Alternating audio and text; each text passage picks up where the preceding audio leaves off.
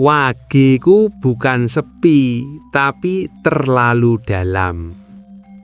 Assalamualaikum warahmatullahi wabarakatuh. Rahayu, rahayu, rahayu. Sedulur kabeh, aku pengen tanya satu hal, tapi jawabnya jangan di kolom komentar. Jawabnya di hati sampean sendiri. Kapan terakhir kali sampean merasa bener-bener dimengerti? Bukan ditemani rame-rame, bukan ditanya basa-basi, tapi dipahami tanpa harus banyak bicara. Kalau sampean bingung jawabnya atau malah senyum pahit, besar kemungkinan sampean lahir di weton wage. Tapi sabar, jangan seneng dulu, karena apa yang mau kita bahas di episode ini bukan hal yang enak didengar. Wage itu sering dibilang sedikit teman, tapi anehnya wage nggak pernah bener-bener sendirian. Selalu ada orang di sekitarnya, selalu ada yang datang, selalu ada yang butuh. Masalahnya satu, nggak ada yang tinggal lama. Dan disinilah luka wage mulai terbentuk. Pelan, tanpa suara, tanpa drama. Bagian 1. Salah paham besar tentang wage. Sedulur kabeh, orang luar melihat wage itu begini. Diem dikira sombong, tenang dikira dingin, jarang curhat dikira nggak punya masalah. Padahal aslinya, wage itu banyak mikir tapi nggak suka ribut.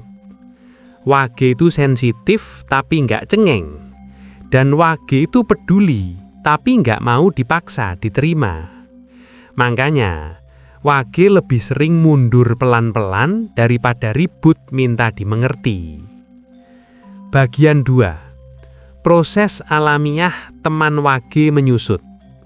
Ini penting bro, dengerin pelan-pelan. Teman wage itu bukan pergi karena konflik besar.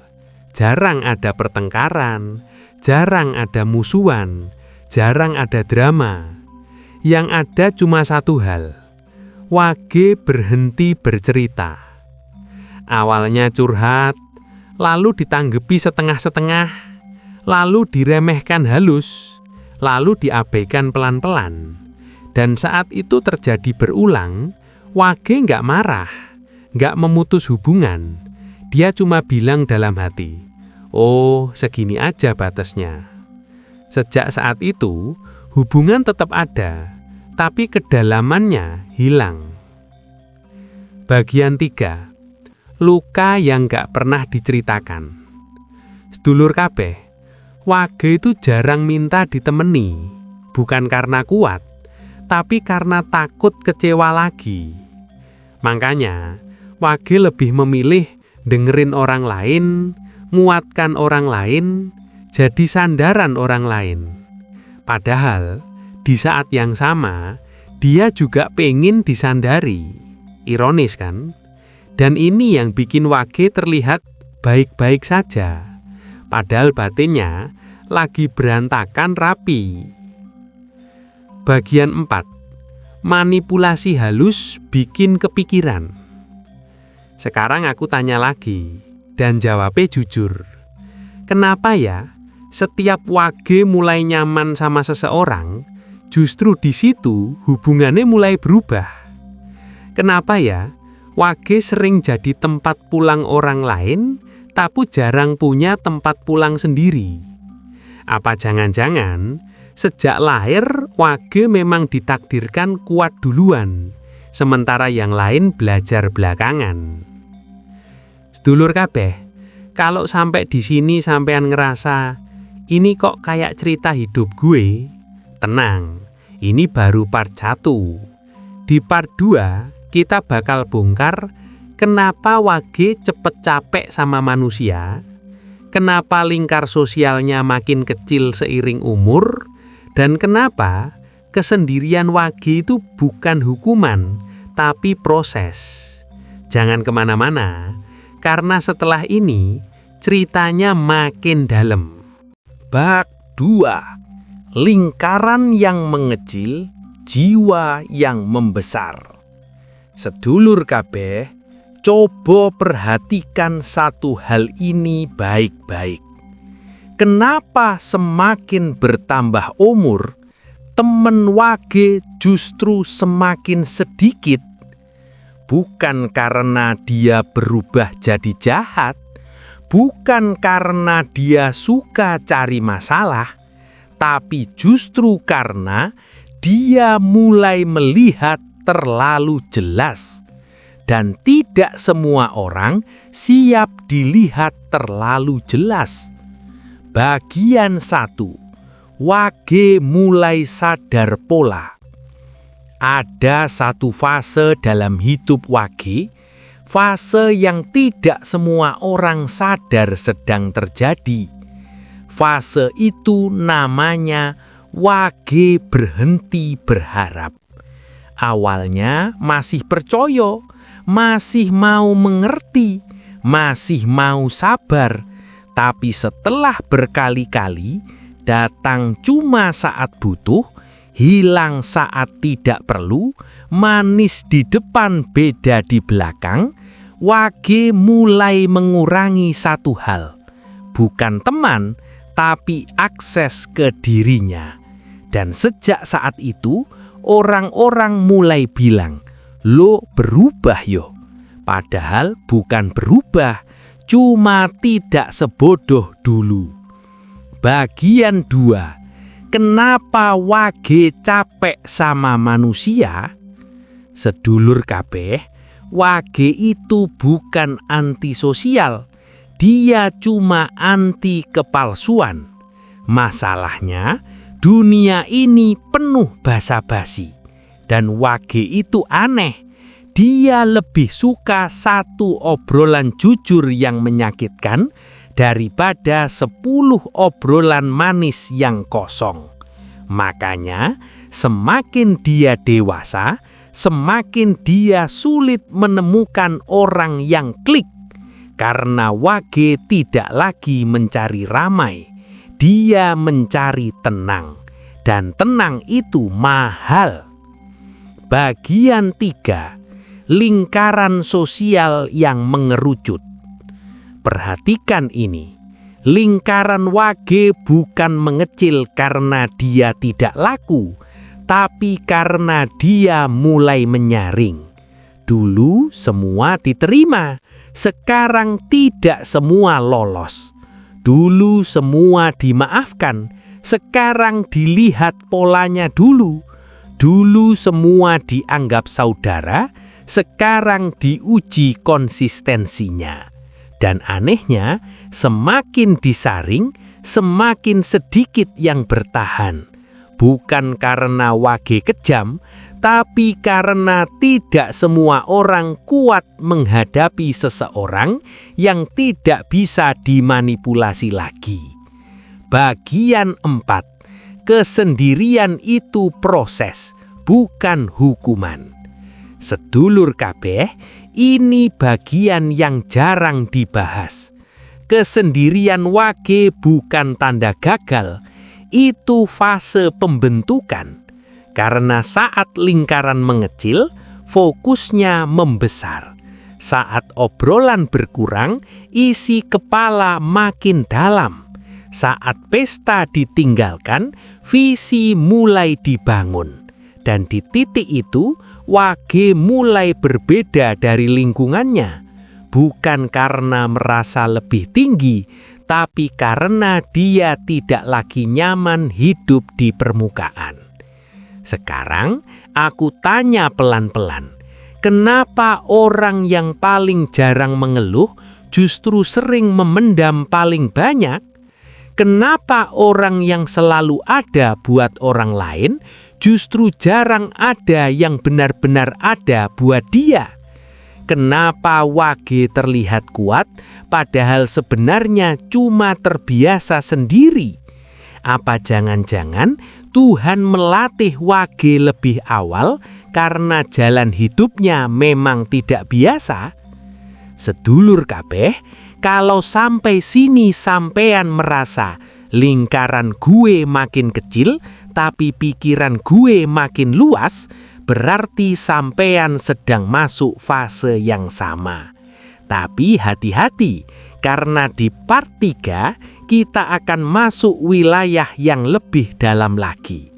Kenapa orang-orang tertentu justru menjauh saat wage naik level?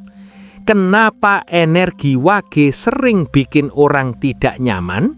Dan kenapa tidak semua orang ditakdirkan bertahan di hidupnya? Siapkan mental, karena setelah ini bukan cuma soal teman sedikit, tapi soal kenapa takdir wage memang berbeda. Kenapa kamu selalu jadi yang mengerti, tapi jarang dimengerti? Coba jawab jujur. Kenapa ya kamu sering jadi tempat curhat semua orang, tapi giliran kamu yang capek, gak tahu harus cerita ke siapa? Kenapa kamu selalu ngerti perasaan orang, tapi jarang ada yang bener-bener ngerti kamu? Aneh gak sih? Atau jangan-jangan memang dari awal kamu ditakdirkan untuk kuat sendirian? Tenang, jangan buru-buru jawab, karena mungkin selama ini kamu salah paham tentang dirimu sendiri. Bagian 1, kamu selalu jadi tempat pulang.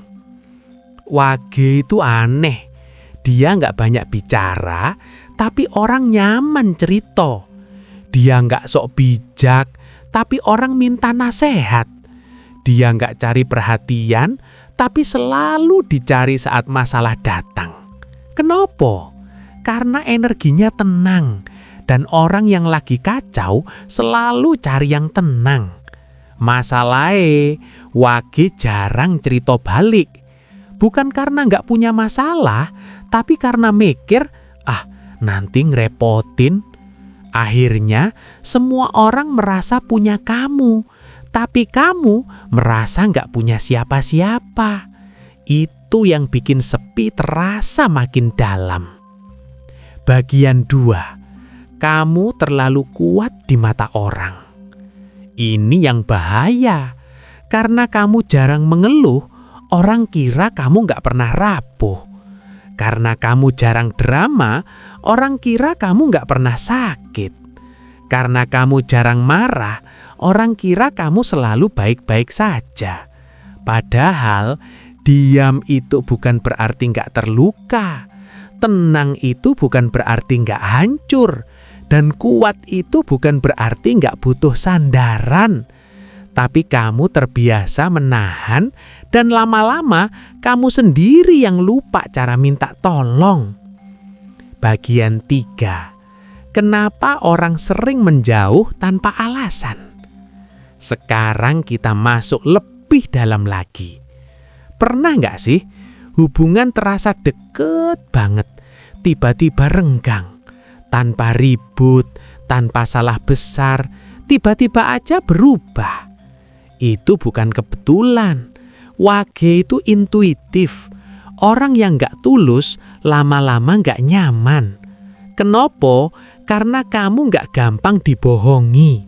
Kamu mungkin diam, tapi kamu sadar. Dan orang yang niatnya setengah-setengah nggak betah dekat orang yang hatinya peka. Akhirnya mereka pergi dan kamu lagi-lagi mikir, kenapa yo kok begini terus?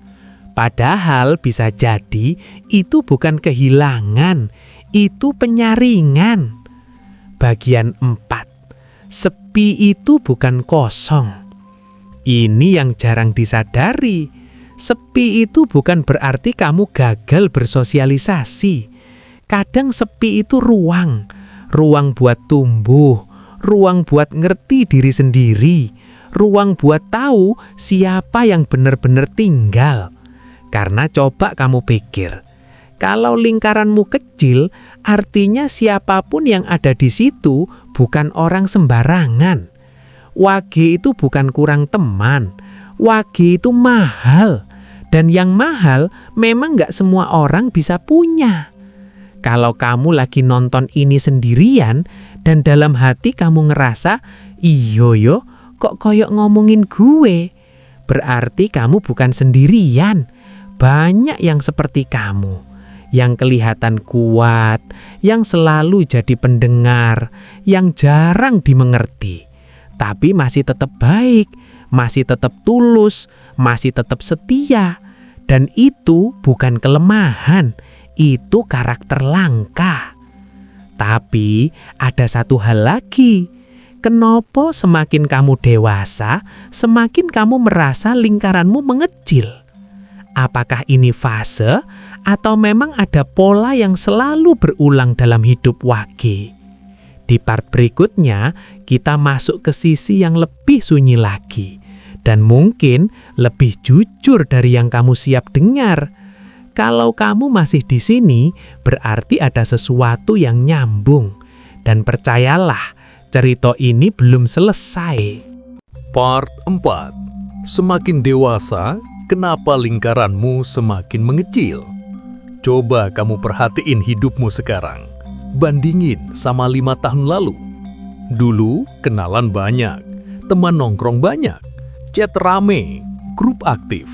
Sekarang kontak masih ada, tapi yang benar-benar kamu hubungi cuma segelintir. Kenapa ya? Semakin dewasa kok makin sepi? Apakah kita berubah? Atau memang dari dulu kita salah tempat?